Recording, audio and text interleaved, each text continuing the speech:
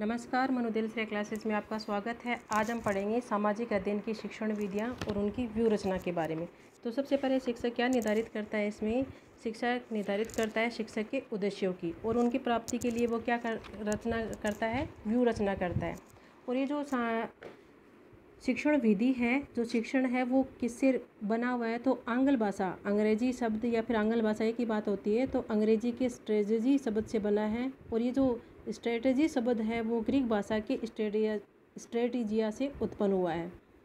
किसी लक्ष्य की प्राप्ति हेतु अपनाई जाने वाली एक विशिष्ट कार्य पद्धति या योजना के रूप में इसे हम स्ट्रेटजी को क्या कर सकते हैं, परिभाषित कर सकते हैं। तो इसे क्या कहेंगे, स्ट्रेटेजिया कहेंगे। एनसाइक्लोपीडिया में लिखा हुआ है कि व्यूह रचना बड़ी सेना के कार्यों तथा उसकी क्रियाओं की योजना तथा निर्देशन देने की कला और विज्ञान होती है। ये किसके अनुसार है, एनसाइक्लोपीडिया के अनुसार है। शिक्षण व्यूह रचना की मुख्य विशेषताएं क्या होती हैं, तो शिक्षण व्यूह रचना आप किस लिए बनाते हैं, उनकी क्या क्या विशेषताएं होती हैं। उसके लिए सबसे पहले ये होता है कि शिक्षण पाठ को पढ़ाने में क्या होना चाहिए, योग्य होना चाहिए। अगर शिक्षण आप पढ़ा रहे हो उसमें सामान्य के अर्थ योजना होनी चाहिए, उसकी विधियाँ होनी चाहिए, पढ़ने की जो तकनीक है वो होनी चाहिए और वो क्या करनी चाहिए, प्रतिनिधित्व करती हुई होनी चाहिए। ऐसी होनी चाहिए शिक्षण की विशेषता। जब आप शिक्षण का चयन कर रहे हो, शिक्षण की विधि का, तो चयन क्या होना चाहिए, विद्यार्थी के लिए अधिगम के लिए उपयोगी होनी चाहिए। तो चयन और उपयोग के आधार पर वो क्या होने चाहिए, विद्यार्थी के लिए अधिगम योग्य होने चाहिए।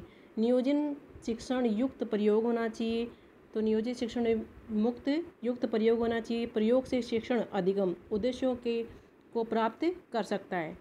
ये कौन सी थी, विशेषताएं थी। इन विशेषताओं को आपको याद रखना है। तो कौन किससे बना है, सामाजिक अध्ययन की व्यूह रचना में हम क्या देखते हैं कि शिक्षक क्या करता है, इसमें शिक्षण विधियों में निर्धारित उद्देश्यों की प्राप्ति के लिए शिक्षण व्यूह रचना का निर्माण करता है। और ये जो शिक्षण व्यूह है वो किससे, कौन से शब्द से बना है, अंग्रेजी स्ट्रेटेजी से बना है। और ये जो स्ट्रेटेजी है वो उस शब्द की उत्पत्ति ग्रीक भाषा के स्ट्रेटेजिया से हुई है। और जो स्ट्रेटेजिया है उसकी परिभाषा एनसाइक्लोपीडिया ने बताई है, तो वो आपको एनसाइक्लोपीडिया वाली ध्यान में रखनी है। और इसकी मुख्य विशेषताएं हैं उनको आपको ध्यान में रखना है। शिक्षण अधिगम की संरचना अगर हम देखें तो निर्धारित शिक्षण उद्देश्यों की प्राप्ति हेतु विद्यार्थी की आवश्यकताओं, योग्यताओं, रुचियों, विद्यार्थियों को पढ़ने हेतु मिलने वाली अधिगम परिस्थितियों तथा सुविधाओं को ठीक से ध्यान इसमें रखा जाता है। तो ये निर्धारित उद्देश्यों की प्राप्ति के लिए है।